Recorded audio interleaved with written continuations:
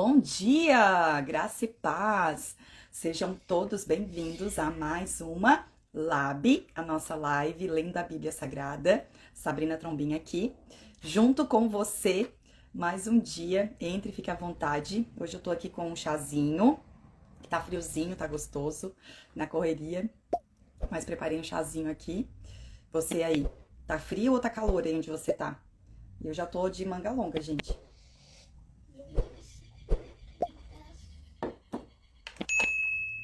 Bom dia, obrigada pelos girassóis. Vamos orar, gente?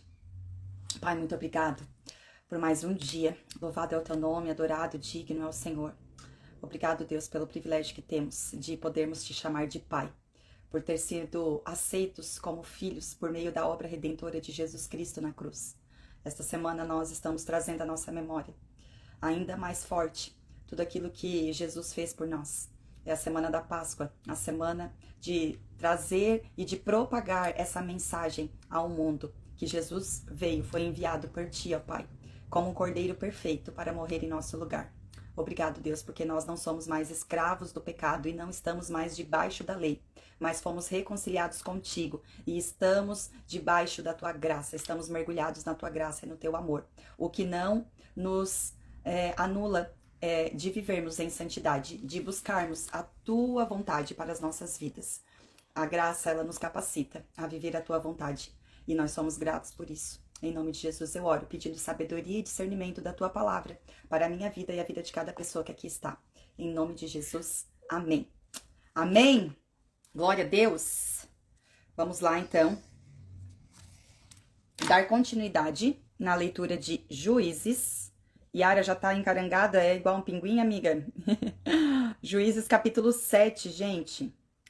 Ontem a gente leu a história da juíza Débora e também de Gideão. Incrível, né? Essa história de Gideão. Dei várias explicações ontem, que eu não vou repeti-las hoje, pra gente poder seguir em frente aqui. Amém? Então vamos lá. Não fixou, peraí. Juízes capítulo 7. Gideão derrota os midianitas. Jerubal, isto é, Gideão, e todo o seu exército se levantaram de madrugada e acamparam junto à fonte de Arode. Os exércitos de Midian estavam acampados ao norte deles, no vale perto da colina de Moré. O Senhor disse a Gideão: você tem guerreiros demais. Gente, essa história é sensacional. Você tem guerreiros demais. Se eu deixar todos vocês lutarem contra os midianitas, Israel se vangloriará diante de mim, dizendo que se libertou por sua própria força. Portanto, diga ao povo: quem estiver com medo e assustado, pode deixar este monte e voltar para casa. Ah, gente, eu tenho que marcar isso aqui. Olha só o que Deus mandou Gideão dizer para o povo. Eles eram muitos. Mas ele começou a passar um filtro. E o primeiro filtro foi: tá com medinho? Quem tá com medo pode deixar aí um monte e voltar para casa. Vocês acham que alguém voltou, gente? Será que alguém voltou? Olha só. 22.000 homens voltaram para casa, restando apenas 10.000. A maioria estava com medo e voltou para casa. Verso 4. O Senhor, porém, disse a Gideão: seu exército ainda está grande demais. Deixa eu só marcar aqui. Desça com eles até a fonte e eu os provarei. Para determinar quem irá com você e quem não irá. Incrível, né, gente? Olha só. Na caminhada da nossa vida, da vida cristã, da vida ministerial, Deus vai permitir, Deus mesmo vai provar algumas pessoas para decidir se elas continuam caminhando com a gente ou não, naquilo que Deus tem para nós. É muito forte isso. Quando Gideão desceu com os guerreiros até a fonte, o Senhor lhes disse: separe os homens em 2 grupos. Num grupo, coloque todos que bebem água com as mãos, lambendo-a como fazem os cães. No outro grupo, coloque todos que se ajoelham e põem a boca na água para beber. Apenas 300 homens beberam água nas mãos. Os demais se ajoelharam e puseram a boca na água. O Senhor disse a Gideão: com esses 300 homens, eu livrarei Israel e entregarei os midianitas em suas mãos. Meu Deus. Números não quer dizer nada, né? Quantidade sem o Senhor não quer dizer nada. Eu só tô falando aqui aquilo que Deus está ministrando aqui no meu coração. Eu sei que Deus está ministrando algo ao seu aí também. Mande para casa os demais. Gideão ordenou que recolhessem as provisões e as trombetas de chifre de carneiro dos outros guerreiros e os mandou para casa, mas manteve consigo os 300 homens. O acampamento midianita ficava à frente de Gideão, descendo o vale. Naquela noite, o Senhor lhe disse: levante-se, desça ao acampamento dos midianitas, pois eu os entreguei em suas mãos. Levante-se. Mas, marca essa palavra aí, gente, ó, quando você abrir a Bíblia, né, tá lá meio levante-se. Verso 10. Mas, se você tem medo de atacá-los, desça até o acampamento com seu servo Purá. Ouça o que os midianitas estão dizendo e você se encherá de coragem e terá ânimo para atacar. Uau! Gente, Deus, ele foi muito, muito, muito gentil com Gideão, né? Ontem aqui a gente leu, eu fiz pontuei várias coisas aqui, porque chega o anjo e diz: você é um guerreiro corajoso. E Gideão disse: se o Senhor realmente estivesse conosco, por que isso aconteceu com a gente? Depois ele diz: eu sou o menor, eu sou o mais fraco. Ele se coloca em uma posição muito pequena, muito pequena. E a gente vai ver lá em Romanos 12, o apóstolo Paulo nos ensinando a nós entendermos a nossa medida, nem se achar a mais e nem acima, né? Nem abaixo. E aqui Gideão, a todo tempo ele se menospreza. E Deus está ali, sempre fortalecendo ele. E agora, Deus prepara então uma situação para ele ouvir o que o inimigo está dizendo. Para encorajar ele, para fortalecer ele ainda mais, como se não bastasse o próprio Deus, o próprio Senhor está com ele. Olha como Deus é gentil. Olha como Deus é humilde. Né, de dizer assim, porque Deus podia dizer: eu tô com você, você não tem que ter medo de mais nada. Mas se você tá com medo, olha só o que eu vou preparar para te encorajar, para te se encher de coragem e ânimo. Então, continuando no verso 11. Então, Gideão e seu servo Purá desceram até os limites do acampamento inimigo. Os exércitos de Midian, de Amaleque e dos povos do leste cobriam o vale como uma nuvem de gafanhotos. Era muita gente, muita gente. Seus camelos eram tão numerosos como os grãos de areia da praia. Impossível contar. Gideão se aproximou no exato momento em que um homem contava um sonho a seu amigo. Olha isso. O momento que Gideão chega. O homem disse: tive um sonho, no qual um pão de cevada veio rolando para dentro do acampamento midianita. Então, bateu numa tenda e ela virou, desmontando-se. O amigo respondeu: o sonho só pode significar uma coisa: a espada de Gideão, filho de Joás, o israelita. Deus entregou todo o exército midianita nas mãos dele. Quando Gideão ouviu o sonho e sua interpretação, prostrou-se em adoração. Uau, que lindo isso aqui, ó. Adoração. Adoração. Quando a gente diz que está adorando a Deus, requer de nós uma expressão. E a gente vai ver em várias vezes na Bíblia. Aquela mulher, quando ela foi... quebrou o vaso de alabastro, né? Enxugou com seus cabelos. Né? Ali diz que ela estava adorando ao Senhor.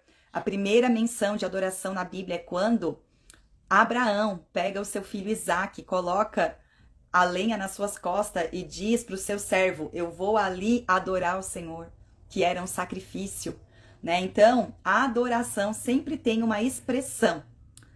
Então, quando Gideão ouviu o sonho e sua interpretação, prostrou-se em adoração. Vai ali, atende, filho, vê o que é, se é Mercado Livre, pede para entregar na marcenaria, tá? Se é agente de saúde, diz que a mãe tá ocupada e depois a mãe atende. Pergunta quem é o nome da pessoa. Interfone tocando. Vida real aqui, gente. Amém? Seguimos. Quando Gideão ouviu o sonho e sua interpretação, prostrou-se em adoração. Voltou para o acampamento de Israel e gritou: levantem-se! O Senhor entregou o exército midianita em suas mãos. Em seguida, dividiu os 300 homens em 3 grupos e deu a cada homem uma trombeta e um vaso de barro com uma tocha dentro. Olhem para mim, disse ele. Quando chegarmos à beira do acampamento, façam o que eu fizer. Assim que eu e todos os que estiverem comigo tocarmos nossas trombetas, toquem as suas também, ao redor de todo o acampamento e gritem: pelo Senhor e por Gideão. Deu certo, filho? Cada um falava uma coisa que você entende. Vamos lá, acredito que sim. Verso 19. Pouco depois da meia-noite e da troca da guarda inimiga, Gideão e seus 100 homens chegaram aos limites do acampamento midianita. De repente tocaram as trombetas e quebraram os vasos de barro. Então, os 3 grupos tocaram as trombetas e quebraram os vasos. Segurando a tocha na mão esquerda e a trombeta na direita, todos gritaram: a espada pelo Senhor e por Gideão. Cada homem manteve sua posição ao redor do acampamento e viu todos os midianitas correrem de um lado para o outro, gritando, apavorados, enquanto fugiam. Quando os 300 israelitas tocaram as trombetas, o Senhor fez os guerreiros que estavam no acampamento lutarem uns contra os outros com suas espadas. Os que sobreviveram fugiram para lugares distantes de Bet-Sita, perto de Zirerá, e para a divisa de Abel-Meolá, perto de Tabate.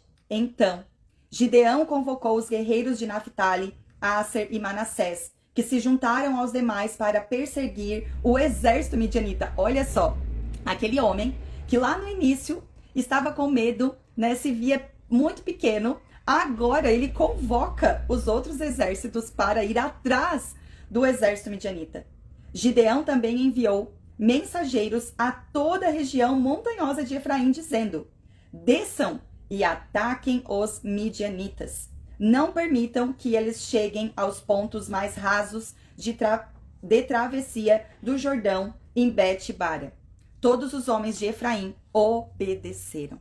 Capturaram Oreb e Zebe, os 2 comandantes midianitas, e mataram Oreb na rocha de Oreb e Zeebe, na prensa de uvas de Zeebe.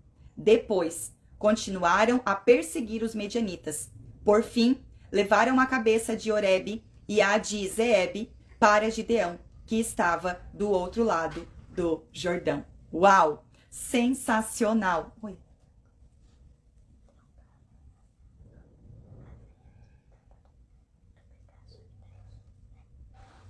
Tá, depois a mãe vê, filho.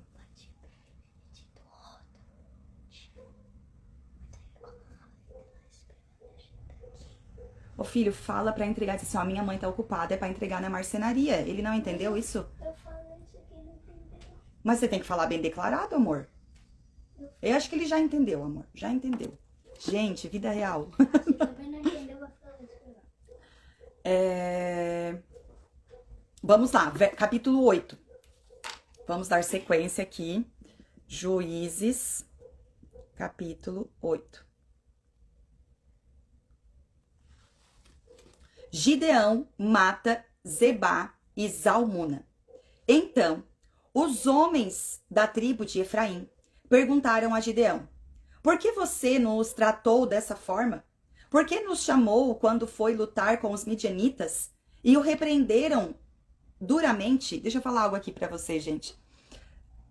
É isso que está acontecendo aqui, né? É a vida real. É assim, talvez você aí vai tentar ler a palavra, vai tentar buscar a Deus e vai acontecer várias coisas para tirar o seu foco, para fazer você levantar dali e dizer, vou deixar isso daqui e vou atrás das circunstâncias, daquilo que está acontecendo à volta, né? Das investidas do inimigo, né? Para te tentar tirar deste lugar, sabe? Mas quando você se determina, quando você se decide buscar ao Senhor, você não pode sair desse lugar. Você não pode sair desse lugar. Independente, sabe, daquilo que o inimigo tenta fazer, desanimar, tirar sua atenção, chamar sua atenção para outro lugar, não desista, não saia desse lugar de buscar ao Senhor. Todas as outras coisas podem esperar. Tudo pode esperar. Mas a sua vida com Deus, buscar ao Senhor, não pode esperar. Não pode esperar, porque todas as outras coisas dependem disso. Amém? Então, eu tô fazendo uma analogia, né, aqui das coisas da vida, mas isso na sua vida talvez, sabe, pode ser desânimo, pode ser algo que dá errado, e agora eu comecei a ir na igreja e daí parece que tudo dá errado, eu comecei a ler a Bíblia e parece que tudo dá errado e tal, e olha quantas coisas acontecendo. Então, gente, é assim, sabe?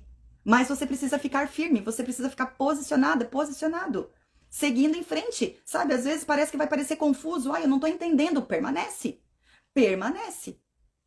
com o Senhor.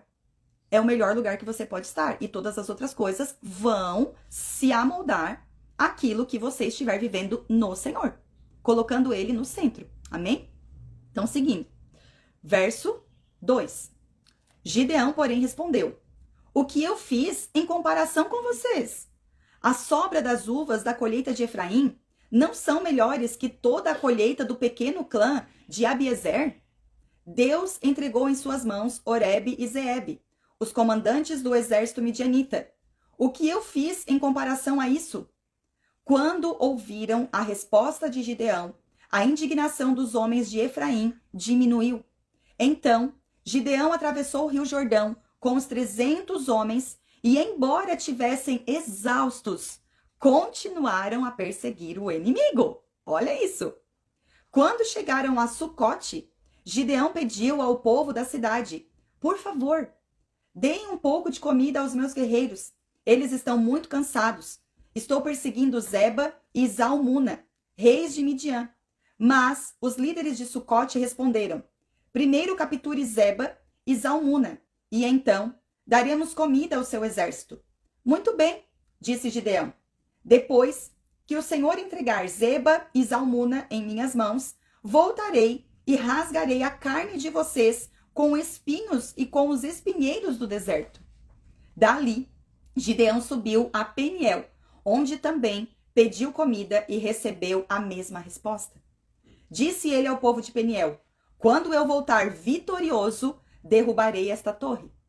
A essa altura, Zeba e Zalmuna estavam em Carcor, com cerca de 15.000 guerreiros. Era tudo que restava dos exércitos aliados do leste, pois 120.000 já haviam sido mortos.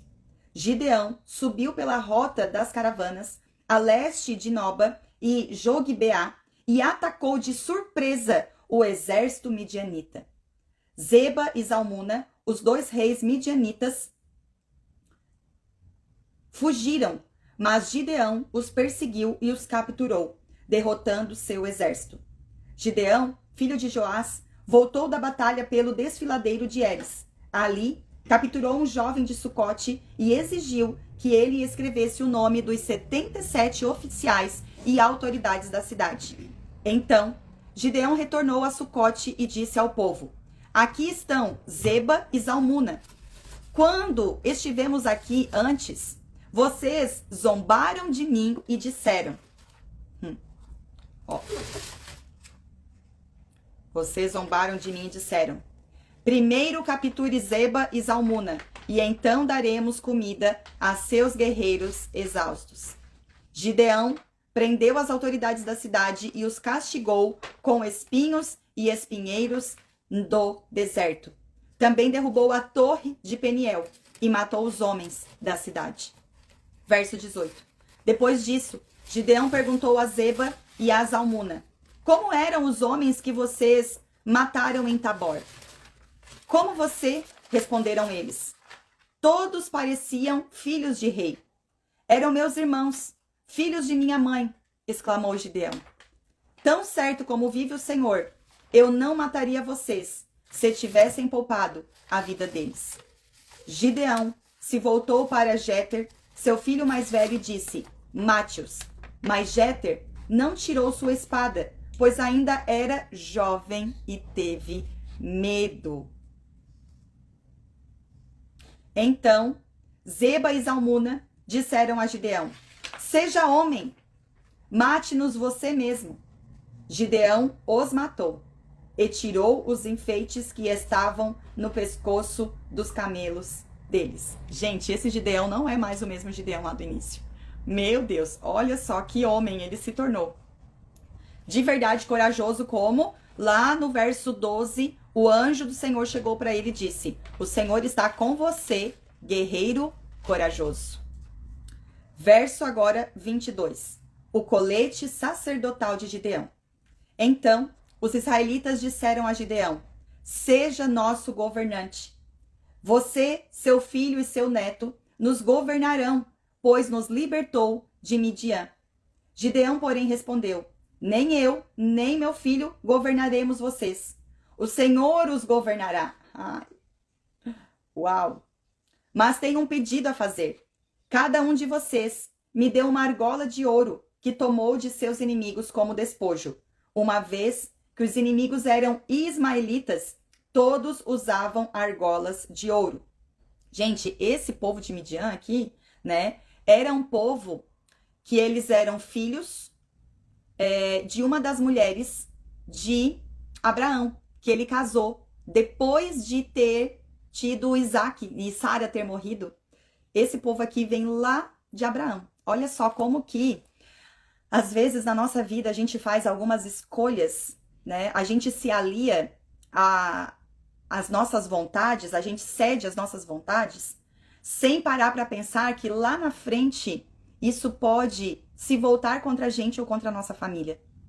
Sabe, quando, né, eu li isso e comecei a refletir, né? O quanto que, às vezes, na juventude, né? O quanto que pessoas... Vou falar de um exemplo aqui, né? Que é bem comum, sabe? Às vezes as pessoas não dão certo no casamento, aí começa, casa com um, casa com outro, não vê a família como que é, sabe? E lá na frente, os seus filhos legítimos, lá da primeira família, vai enfrentar muitas dificuldades com a parentela daquela nova família que foi formada. Eu falo isso porque eu já vivi isso, já presenciei isso, gente, isso é real, né? Então, a gente precisa avaliar muito bem as nossas escolhas, pensando não só em nós, mas também nos nossos filhos, no nosso legado, na nossa geração.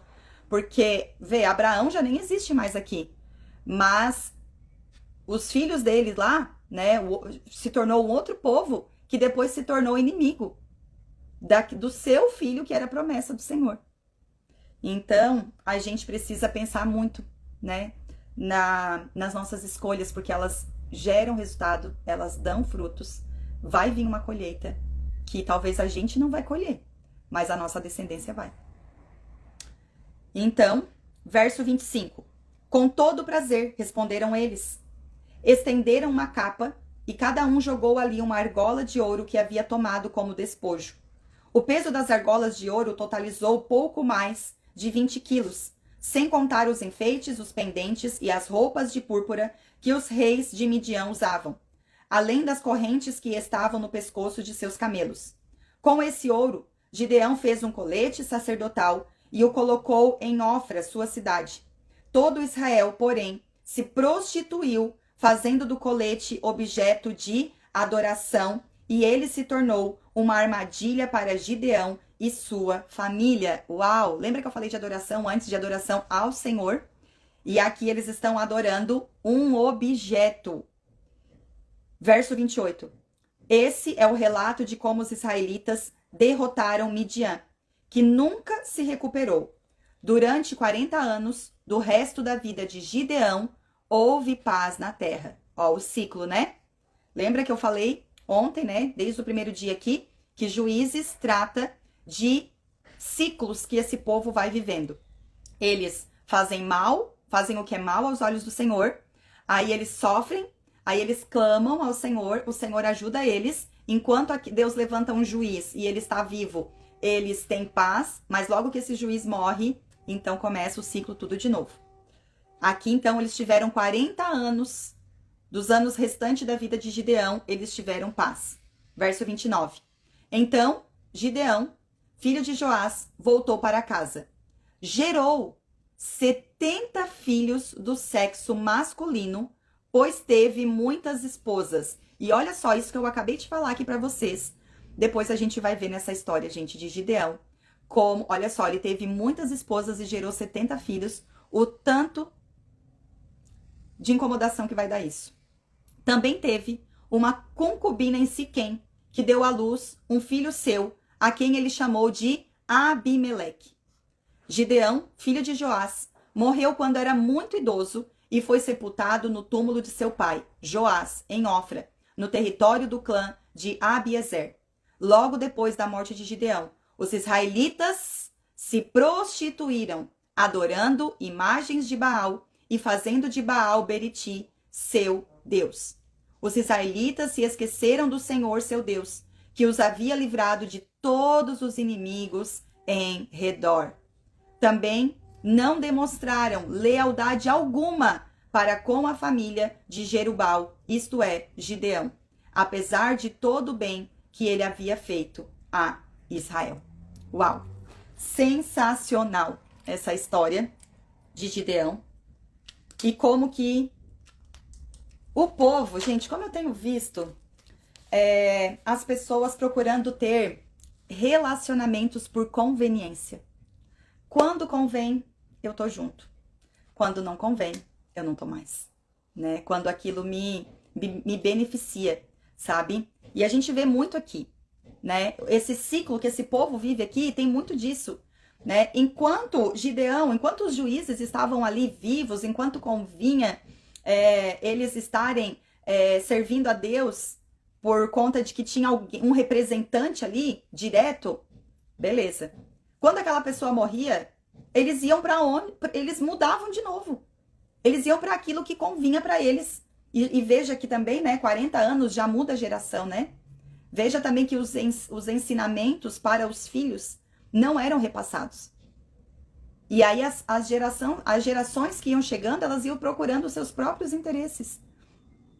E aí eles ficavam nesse ciclo. Nesse ciclo. E às vezes a gente vê muito isso, né? Pessoas que vivem num ciclo, famílias que nunca saem de uma situação de miséria, de enfermidade, de violência, de tantas coisas. Ficam em ciclos, sabe? Porque elas não se comprometem, elas não permanecem seguindo ao Senhor. Elas vão aonde convém, elas vão como convém a elas. E abandonam, né? Essa live conturbada de hoje foi muito um exemplo bem palpável, sabe? De a gente permanecer com o Senhor.